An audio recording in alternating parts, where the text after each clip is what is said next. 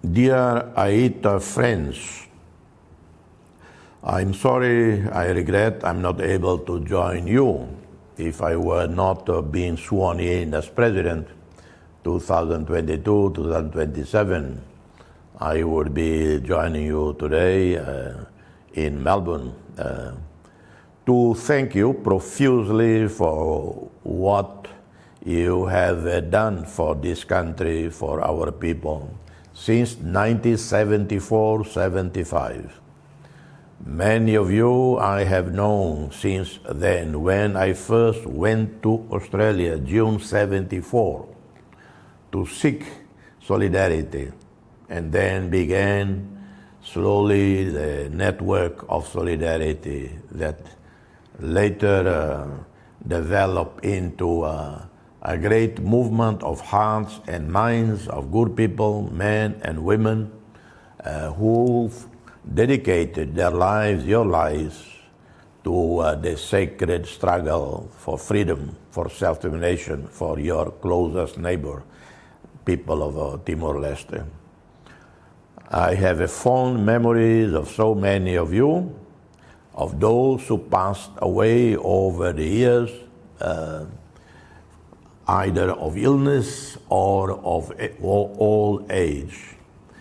I remember so many, like David Scott, wonderful human being, Tom Uren, Dennis Freeney, Ken Fry, Gordon McIntosh and Betty McIntosh,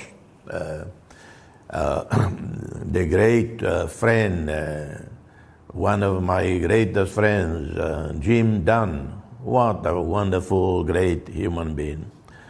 And there's so many others, Andrew McNaughton, and from different political, ideological shades, and from left and right, so many of you over the years teaching me lessons of solidarity, no boundaries.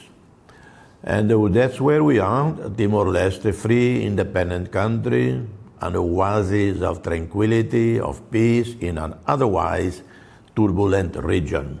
Look at what's happening in Myanmar. What a catastrophe. That really breaks my heart. Look at what's happening in Afghanistan, in Yemen, in Syria, and as if the role of bad news were not enough, we have another war in Europe.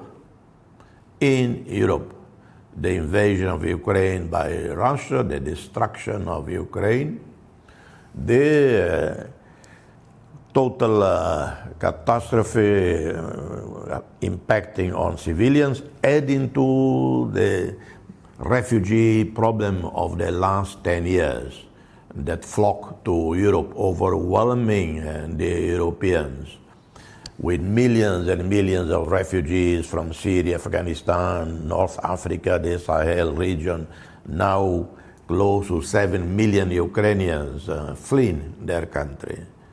The consequences are there for all of us in Timor-Leste. Also, we're feeling the consequences of the war in Ukraine, with the skyrocketing of the prices of edible things.